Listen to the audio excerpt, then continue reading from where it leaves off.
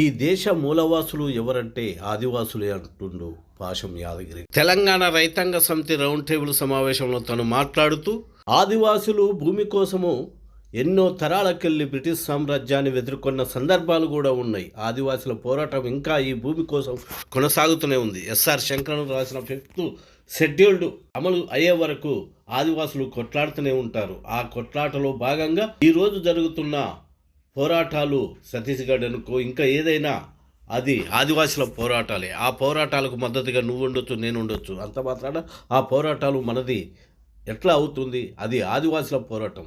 ఆదివాసుల పోరాటాన్ని అంచటం అంటే ఆదివాసీ ప్రజాస్వామిక హక్కును కాలరాయటమే అంటూ చెప్తున్నారు పాశం యాదగిరిరావు గారు. ఈ దేశంలో మూలవాసులు ఎవరంటే ఆదివాసులు. ఏమంటారు? ఆస్ట్రేలియా రాయల్ ఫ్యామిలీ హాస్పిటల్లో, కానీ లండన్లో ప్రొఫెసర్, ఆయన భార్య పెట్టి కూడా ప్రొఫెసర్. వాళ్ళు వచ్చి ఆదిలాబాద్ తిరిగి రాజా గోంసాబ్ ఆదిలాబాద్ మొత్తం 3 ఏళ్ళు తిరిగి. అప్పుడు స్కూల్ 1940 ఏమో లేవు కదా. అంతకుముందు ఏమో 1935 ఏమో హిమాలయాలను తిరిగి, కొండలను తిరిగి, హిమాలయాన్ని 3 ఏళ్ళు తిరిగి భార్యాభర్తలు రైట్స్ మీద రాసింది. మన ఆదిలాబాద్ తిరిగి రాజా గోంసాబ్ రాసింది. అంతా మళ్ళీ 3 ఏళ్ళు నిర్మల్ నల్లమల్ల తిరిగి aboriginal tribes of India Chenchus మూలవాసులు ఎవరు చెంచులే రాసి వాళ్ళ చెంచుల సంఖ్య రోజు తగ్గిపోతున్నది. అందుకని వాళ్ళు అక్కడ ఎవరు ఆ భూమి యజమానులు ఎవరు అంటే 5 ఏళ్ళు కనుక పోటీ చేసుకుంటే వాళ్ళు భూమి యజమానులు అంటే ఆధారాలు ఉన్నాయని చెప్పండి, అడగండి రెవెన్యూ వాళ్ళు.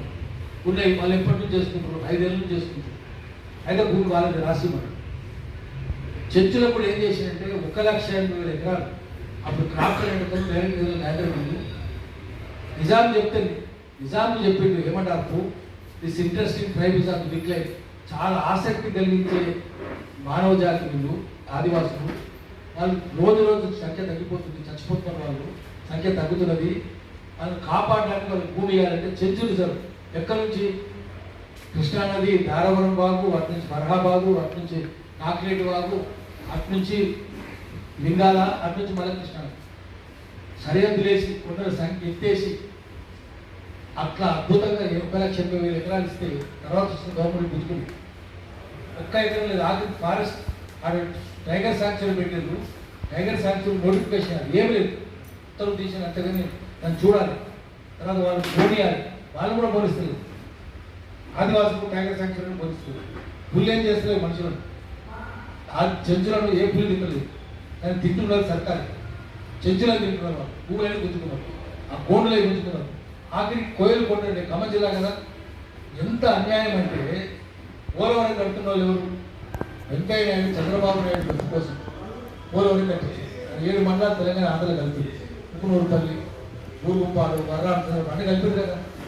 కలిపితే ఇప్పుడు పోలవరం కొంచెం కట్టండి 2 లక్షల మంది కోయలు కొండలు అటుపక్క ఇటుపక్క పైన ఛత్తీస్గఢ్ కూడా మొత్తం మునిగిపోతారు, నిర్వాసితులు అవుతారు. జగన్ ప్రభుత్వాన్ని అడిగినాం మనం పోయి.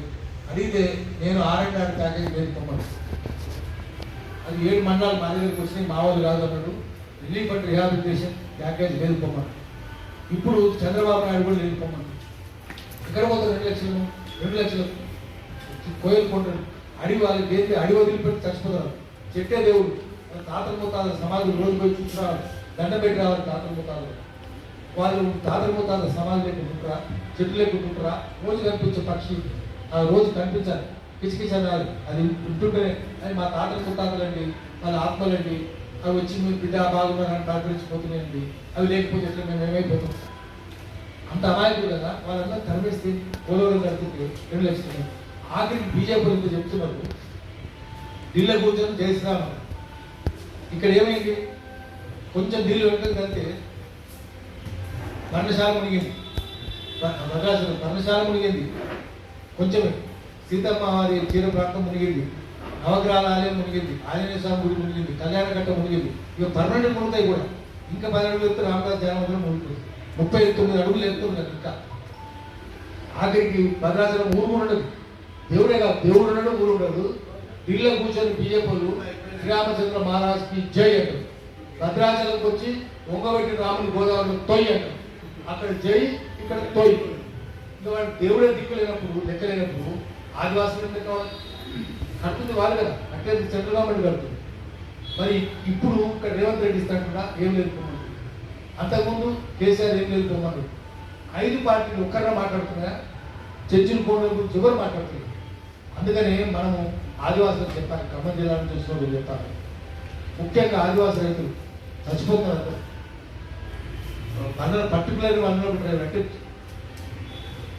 ఏదైనా కష్టాలను రైతు చెప్తున్న జాతి.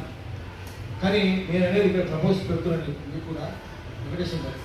మనం అందరం కలిసి 5th షెడ్యూల్ ఏరియాలు అంటే ఆదివాసులకు హక్కులు ఉన్నాయి కదా, ఒకటి జయరామ్ నోటీస్ దగ్గర పోవాలి. ఫారెస్ట్ రైట్స్ యాక్ట్ 2006 ఆయన పోయి ఆ చట్టం ఎందుకు అమలు అయిపోయింది, ఆదివాసులకు నిర్వాసితులు గట్టిగా అడిగారు. తెచ్చింది ఆయనే, జయరామ్ నోటీస్ తెచ్చింది. దాని రూల్స్ అని రాసింది ఎస్ఆర్ శంకర్. చాలా అనుకూలంగా రాసింది ఆదివాసులు. ఎస్ఆర్ శంకర్ మన దగ్గర ఉండే కదా, ఆయన చేశారు. చాలా గొప్పవాడు ఆయన. ఆదివాసులు దళితుల కోసం పనిచేసి. రెండవది కొంచెం అవతల ఆదిలాబాద్ జిల్లాను ఆనుకొని గడిచిరోడ్డు జిల్లా ఉంటుంది. అక్కడ మేండాలేక అనే ఊరు ఉంటుంది. రైతులకు ఎంత అదుపుకునే చూపించారు మనకు. మేండాలేక గొండలు కూడా మొత్తం గొండలే. అక్కడ ఏం అక్కడ ఏంటంటే ఆ ఊర్లో మద్య నిషేధం అవ్వదు, ఎవరు మద్య నిషేధం చేయదు. 5th షెడ్యూల్ ఏరియాలో ఏంటంటే రామసభ తీర్మానం. రామసభ తీర్మానం అంటే శక్తివంతమైంది. పార్లమెంట్ చట్టం కన్నా సుప్రీంకోర్టు తీర్పు కన్నా కూడా శక్తివంతమైందని సుప్రీంకోర్టు జడ్జిమెంట్. ఆ గ్రామసభ అంటే ఓటర్లందరూ కూర్చొని నిర్ణయం చేస్తే అదే అమలైంది.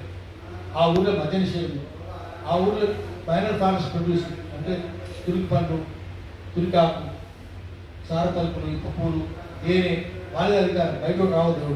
ఆ ఊళ్ళో సబ్బెట్టెలు అప్పులు అడ్డుపెట్టెలు సబ్బిల్లు అమ్మితే లోకల్ ట్యాక్స్ వాళ్ళే తగ్గించేయాలి. లేదా మేము వసూలు చేస్తే మా ఊరికి కష్టం. ఆ ఊళ్ళో మద్ది చెట్లు, టేకు చెట్లు, అన్ని చెట్లు, ఆ చెట్లని కొడితే అమ్మితే 5 కోట్లు వచ్చినాయి. ఊరికే రావాలి, బయట రావద్దు. ఫారెస్ట్ రావద్దు, రెవెన్యూ రావద్దు, పోలీసు రావద్దు, వాళ్ళే అధికారం. ఆఖరికి ఆ ఊరు సంగతి ఊళ్ళో ఏం రాస్తుందంటే ఢిల్లీ మే హమారా సర్కార్ మేఘాలయ ఇంత కూడా కొట్టి చూస్తుంది. పంపిస్తుంది మేఘాలయ వాట్సాప్లో పంపిస్తా. ఢిల్లీ మే హమారా సర్కార్, ముంబై మే హమారా సర్కార్, మేఘాలయ మే హమ్ సర్కార్. ఏమేమి ప్రభుత్వం బయట ఎవరు ప్రభుత్వం కాదు. ఆఖరికి ఆ ఊరు సంగతి తెలుసుకొని మధ్య నిషేధం ఉంది.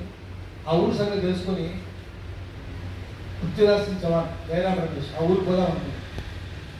వాళ్ళు లెటర్స్ రాశారు, మేము వస్తామంటే ఊరు ఇప్పుడు మనం పోవాలంటే కూడా ఊరు పర్మిషన్ ఇస్తారు. గ్రామసభ తీర్మానం చేయాలి పోవాలని రావడం.